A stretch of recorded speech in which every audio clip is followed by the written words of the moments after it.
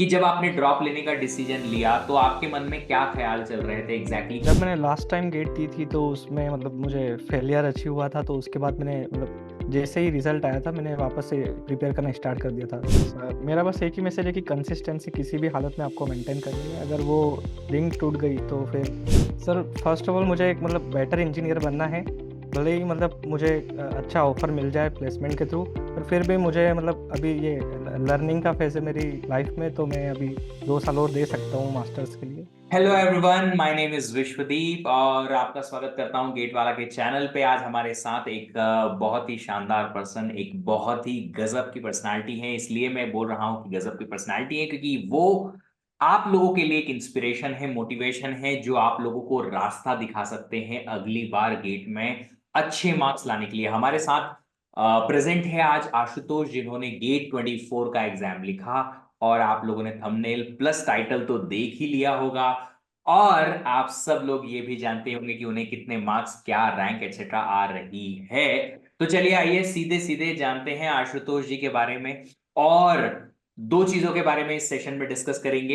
पहली चीज होगी आशुतोष का जो फ्यूचर प्लान है वो किस तरीके से आगे जाएगा एक्सेट्रा। और दूसरी चीज जो हम डिस्कस करेंगे आज उनसे वो होगा कि उन्होंने क्या कैसे प्रिपरेशन प्लान किया था सो दैट उन्हें इतने मार्क्स 70 प्लस, यार मार्क्स आना इतना आसान नहीं होता है किसी भी कॉम्पिटिटिव एग्जाम में आउट ऑफ 100। तो चलिए आइए सीधे सीधे जानते हैं। आशुतोष, एक छोटा सा इंट्रोडक्शन आपके लिए, आपकी तरफ से अपने बारे में थोड़ा सा बताइए। Sir, thank you for inviting me here, first of all. So, I'm from Indore and I did my BTech from Third Tier College IPS Academy. कि जब आपने ड्रॉप लेने का डिसीजन लिया तो आपके मन में क्या ख्याल चल रहे थे एग्जैक्टली कि ड्रॉप लेने से कुछ अच्छा रैंक आएगा, नहीं आएगा, फ्यूचर किधर होगा, अगर हम कंप्लीट ड्रॉप ले लेंगे तो हमारा करियर जो है कहीं रुक तो नहीं जाएगा? क्या सोच थी आपकी उस टाइम पर? लास्ट टाइम मैंने जब गेट का एग्ज़ाम दिया था तो ज़्यादा सीरियस स्टडी नहीं की थी उसमें। तो फिर भी मुझे ठीक ठाक मार्क्स आ रहे थे और थोड़ा मेरा इंटरेस्ट भी बिल्ड हो रहा था subjects like computer networks and OS. तो मैंने चाहा कि भाई इस बार ड्रॉप लेके देखते हैं कि क्या होगा। चलिए तो आपका जो कहना है वहां से बहुत अच्छी लर्निंग जो है निकल के आ रही है। वो ये है कि ड्रॉप लेने का डिसीजन काफी सारे स्टूडेंट्स लेते हैं बट उन्हें वो कॉन्फिडेंस जो है नहीं मिल पाता है क्योंकि उन्हें लगता है अरे यार अच्छा रैंक नहीं आया, अच्छा नहीं आया, अच्छा कुछ नहीं कर पाए तो एक साल ऐसे ही निकल जाएगा एक्सेट्रा। बट ये बहुत अच्छा एग्जाम्पल है उन सारे स्टूडेंट्स के लिए जो ड्रॉप लेना चाहते हैं। एग्जाम्पल यहाँ से मोटिवेशन ये है बच्चों की, देखो अगर आपने ये सोचा है कि नहीं यार मेरा इंटरेस्ट बिल्ड हो रहा है, एक बार मैंने गेट अटेम्प्ट किया है, ठीक ठाक मार्क्स आ गए हैं, कहीं ना कहीं हमारी कमियां थी लास्ट ईयर में, वो हमारी कमियां अब पूरी हो जाएगी, तो धीरे धीरे करके कहीं ना कहीं आप एक ऐसी रैंक, ऐसे मार्क्स तक पहुंच जाएंगे जैसे कि आशुतोष पहुंचे हैं, जहां पे आप अच्छा कॉलेज जो है वो पाएं। आशुतोष, आपसे आगे के फ्यूचर के बारे में जानेंगे कि आपका फ्यूचर प्लान अभी क्या है।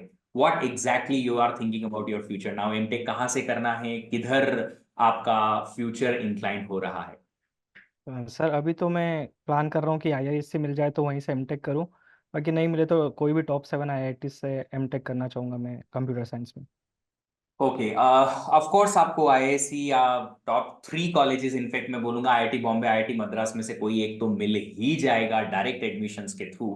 मेरी ऐसी उम्मीद भी है और ऑफ कोर्स आपके मार्क्स भी इस तरफ इशारा करते हैं कि definitely you will get it. तो आशुतोष, यहां से शुरुआत करते हैं कि गेट प्रिपरेशन, ऑफ कोर्स जैसा आपने कहा कि सर प्लेसमेंट सिनारियो अच्छा नहीं है, तो सारे स्टूडेंट्स जो प्लेसमेंट अच्छा नहीं पाते या बिल्कुल ही प्लेसमेंट नहीं पाते हैं, उनमें से काफी सारे स्टूडेंट जो हैं वो सोचते हैं कि वो गेट की प्रिपरेशन करेंगे, बट उनके मन में एक और ख्याल आता है कि मैं गेट की प्रिपरेशन करूं, 2 साल और स्पेंड करूं पढ़ाई में, मास्टर्स करूं, या फिर कहीं ना कहीं ऑफलाइन कोशिश करूं ऑफ कैंपस जाने की और जॉब पाऊं। क्या आपके मन में भी ऐसे ख्याल थे, और अगर थे तो आपने फिर गेट का ही डिसीजन क्यों लिया? सर फर्स्ट ऑफ ऑल मुझे एक बेटर इंजीनियर बनना है।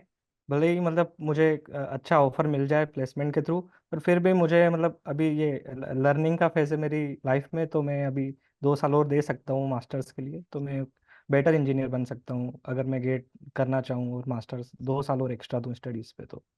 आई वुड से इतनी क्लैरिटी स्टूडेंट्स में आना बहुत रेयर होता है। That's remarkable Ashutosh, I am very impressed with your thoughts कि मुझे अच्छी लर्निंग करनी है, मैक्सिमम स्टूडेंट सिर्फ करियर बनाने को सोचते हैं, अभी जॉब नहीं है तो क्या करेंगे, गेट लिख लेंगे, एटसेट्रा एटसेट्रा। बट आपकी ये सोच जो है ऑफ कोर्स आपके करियर को आगे ले जाने में बहुत मदद करेगी, और डेफिनेटली वो आपके रिजल्ट में भी झलक रहा है कि यू वर क्लियर, मुझे अच्छा लर्निंग करना है, और अच्छी लर्निंग आपको टॉप कॉलेजेस में एमटेक करने के बाद डेफिनेटली सर्टनली मिल ही जाएगी, और वहीं आपका जो है एडमिशन अब होने वाला है।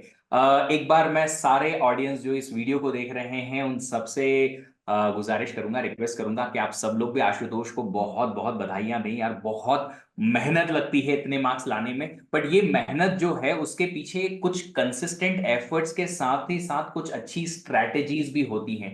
तो उन स्ट्रैटेजीज के बारे में जानते हैं, ताकि आप सब लोग ऑडियंस को भी इसके बारे में आइडिया लगे कि आप लोग भी क्या फॉलो कर सकते हैं। तो आशुतोष, आपका जो थ्रू आउट ईयर प्लान था वो किस तरीके का था, कि आप पहले कोर्सेज फिनिश करेंगे फिर पीवाईक्यू सॉल्व करेंगे? What exactly you followed for 1 year last year for GATE preparation? So sir, पहले फर्स्ट ऑफ ऑल मैंने तो लेक्चर से स्टार्ट किया था, क्योंकि मुझे मतलब बेसिक्स भी क्लियर नहीं थे उस टाइम, क्योंकि मेरे कॉलेज के टाइम पे मैंने इतना फोकस किया नहीं था स्टडीज़ पे। तो मैंने पहले लेक्चर्स देखे, उसके बाद फिर जो अपनी डीपीपीस आती थी वो लगाई, उसके अलावा फिर पीवाईक्यूज़ के अलावा मैंने कोई एक्स्ट्रा क्वेश्चंस पे ज़्यादा फोकस नहीं किया। बस अपने जो पीवाईक्यूज़ है उनको 3 से 4 बार किए हैं, और जो डीपीपीएस के क्वेश्चन थे वो। और आखिरी में जब आप टेस्ट के अटेम्प्ट करने के लिए गए, तो क्या आपको पहले बार के टेस्ट में से ही अच्छे मार्क्स आना शुरू हो गए थे, या इनिशियली मार्क्स ओके ही थे जब आपने टेस्ट अटेम्प्ट किए थे तब? सर इनिशियली मेरे सर 50 to 60 की रेंज में आ रहे थे, लेकिन एंड तक मतलब एंड आते तक मेरे लगभग 70 75 आने लग गए थे। चलिए, तो आप सब लोगों को ये जानकारी बहुत जरूरी है कि अगर आप लोग टेस्ट लिखते हैं, शुरुआत में मार्क्स कम ही आते हैं, बट धीरे धीरे करके वो जो मार्क्स हैं वो बढ़ जाते हैं। उसके लिए आपको अच्छी एनालिसिस और ऑफ कोर्स कंसिस्टेंट एफर्ट्स आपकी तरफ से, प्रैक्टिस, रिवीजन, सब कुछ करना पड़ता है।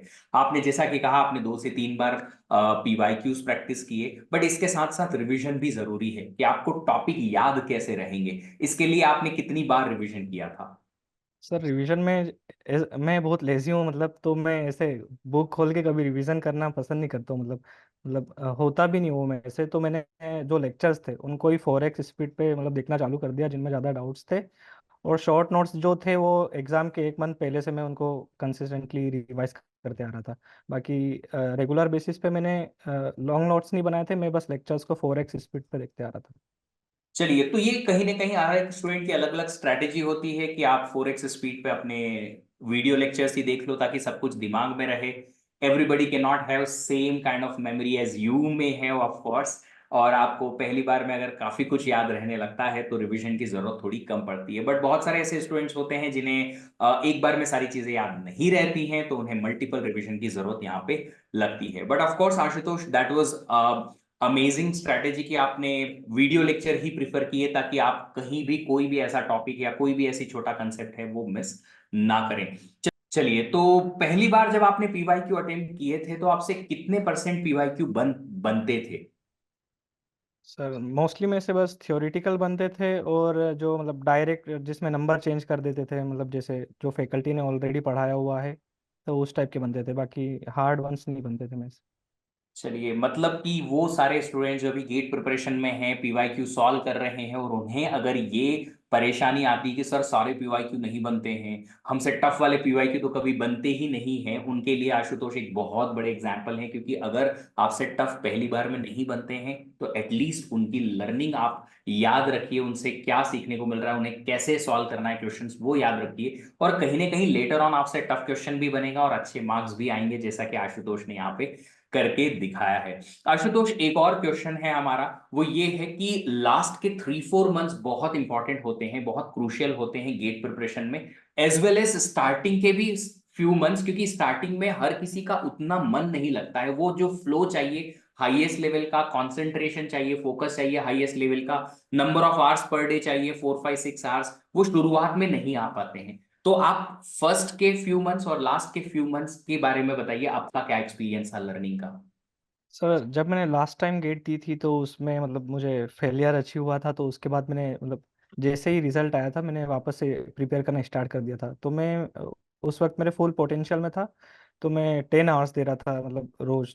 तो मेरे लास्ट के जो 2-3 मंथ्स थे वो उसमें मतलब सबसे ज़्यादा मैंने स्टडी करी है। और जो आखिरी के 2-3 मंथ्स थे उसमें मैंने मोस्टली टेस्ट सीरीज करी और पीवाईक्यूज वापस से किए। चलिए, तो कहीं ना कहीं वो स्टार्टिंग में आशुतोष के पास मोटिवेशन था कि नहीं यार, फेलियर है तो उसको अब सुधारना है। आशुतोष, यूजुअली होता ये है कि फेलियर को लोग दो तरीके से ट्रीट करते हैं या दो तरीके से अपनी लाइफ में इम्बाइब करते हैं। पहला ये है कि फेलियर है तो वो एकदम काइंड ऑफ बहुत सारा सैड या लो हो जाते हैं और उसके बाद वो उनकी लाइफ से मोटिवेशन चले जाता है। और दूसरे टाइप के आपके जैसे लोग जो फेलियर को एज मोटिवेशन लेके और कुछ अच्छा परफॉर्म करने की कोशिश करते हैं। क्या कोई आइडिया या कोई ऐसा व्हाट शुड आई से, कोई एक ऐसा मोटिवेशन कोट या कोई एक ऐसी मोटिवेशनल बात आप कह सकते हैं उन स्टूडेंट्स के लिए जिन्होंने इस बार गेट एग्जाम लिखा, अच्छा नहीं गया, और उनको आप अगर मोटिवेट करना चाहें तो कुछ कहेंगे उनके बारे में? सर बीच में 3-4 महीने ऐसे थे जब मैं भी मतलब बहुत डीमोटिवेटेड था, क्योंकि मेरे फ्रेंड्स जिनसे मैं व्हाट्सएप पे मतलब गेट के रिलेटेड जो बातें चलती थी हमारे में, तो उनमें मैं देखता था कि वो अच्छे से क्वेश्चन कर पा रहे हैं। तो मैं उस वक्त डीमोटिवेटेड था कि मेरा इस बार होगा कि नहीं होगा। थोड़ी एनजाइटी थी।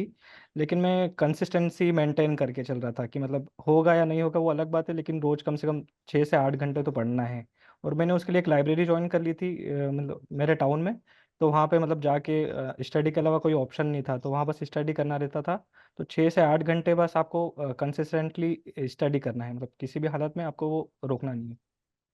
चलिए, तो सारे ऑडियंस के लिए दो इन्फॉर्मेशन यहाँ से निकल के आई हैं। एक तो ये, आशुतोष जी का कहना है कि आप सब लोग अपने आप को कंसिस्टेंट रखिए लर्निंग में। रिजल्ट क्या आएगा ये तो बाई प्रोडक्ट है आपकी मेहनत का। आपके आसपास वाले लोग अगर आपसे अच्छा कर रहे हैं तो वहां से मोटिवेशन ले, ना कि डीमोटिवेशन। अगर कोई अच्छा कर रहा है तो हम कंपटीशन में और उनसे अच्छा परफॉर्म करने के लिए डबल करें अपनी मेहनत को, ताकि हम अपने आप को वहां कर पाए। It's something like game of cricket कि अगर आपकी एक टीम में कोई एक बैट्समैन बहुत अच्छे रन बना रहा है तो आप भी कोशिश करेंगे कि अगली बार मैं भी अच्छा रन बनाऊं, rather than just feeling jealousy और एक्सेट्रा, मुझसे नहीं बन रहा है, मुझसे नहीं बन रहा है। ऐसा सोचने से न तो आपका कुछ फायदा होगा और ना ही आपको फ्यूचर में कुछ अच्छा करियर बनेगा। दूसरी चीज जो आशुतोष जी ने कही वो ये है कि आप सब लोगों को एक अच्छा स्टडी इन्वायरमेंट चाहिए, जिसके लिए आशुतोष ने एक लाइब्रेरी ज्वाइन की। अगर आपके पास एक अलग से स्पेस है जहां पे आप पढ़ाई कर सकते हैं, जहां पे एंटर करते ही आपको बस पढ़ने का ही मूड होता है या मन करता है, तो आप अपना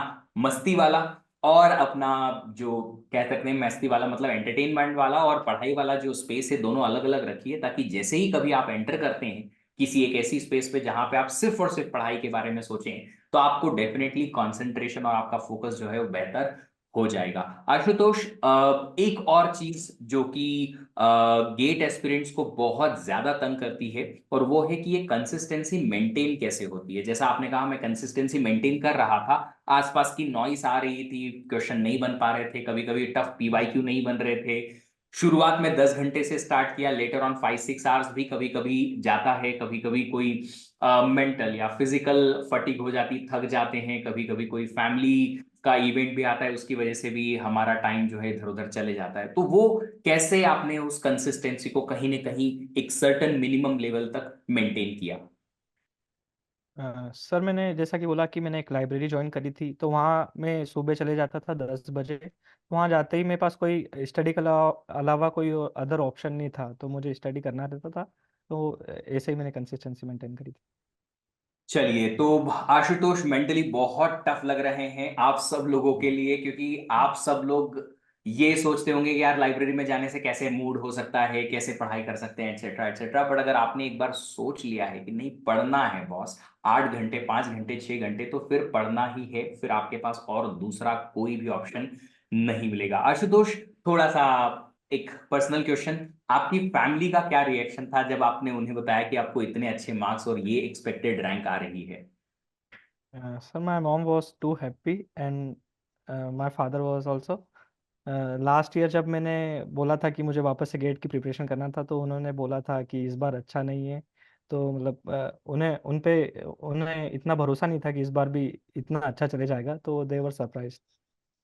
great. Ashutosh, of course parents हमेशा खुश होते हैं और परेशान भी रहते हैं अपने बच्चों के करियर को लेके, बट जब इस टाइप का रिजल्ट आता है, I also personally know about this, क्योंकि मैंने भी वो समय देखा है हमारी लाइफ में, तो कहीं ना कहीं ये ऑफ कोर्स हेल्प करता ही है।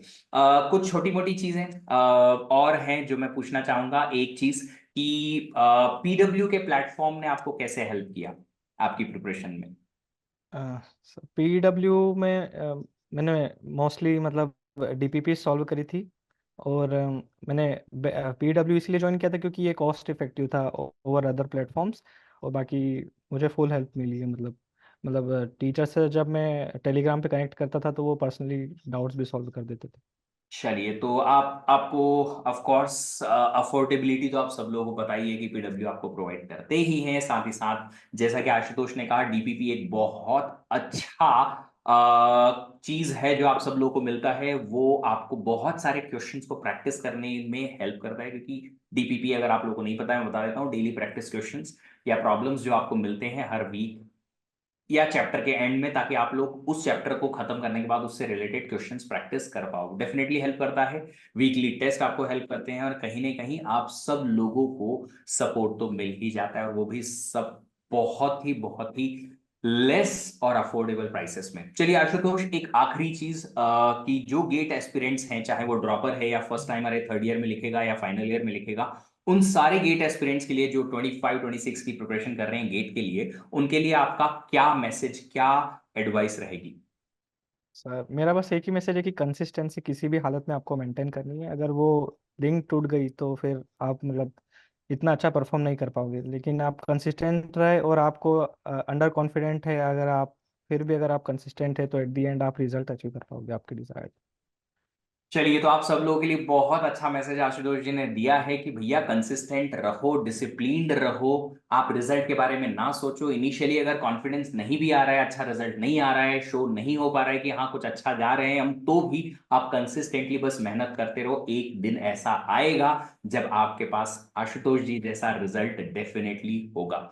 सो आशुतोष, मैं उम्मीद करूंगा और प्रेयर करूंगा भगवान से कि आपका जो सपना है कि आपको आईआईसी बैंगलोर जो है उसमें एडमिशन मिल जाए, और आप जिधर भी अपने करियर को ले जाना चाहें वहां अच्छा ऑप्शन चूज करें, अच्छा परफॉर्म करें, और बहुत बहुत सारा अच्छा स्टेटस अपने लिए, अच्छी लर्निंग जो है वो कमाएं। ऑफ कोर्स पैसा तो आपको मिल ही जाएगा अगर आपकी लर्निंग अच्छी है तो, पर सबसे इंपॉर्टेंट चीज जो आप जिस चीज के लिए आप जिस चीज को खोज रहे हैं कि मुझे अच्छा इंजीनियर बनना है, एक अच्छी लर्निंग चाहिए अच्छे कॉलेज से, वो कर पाए।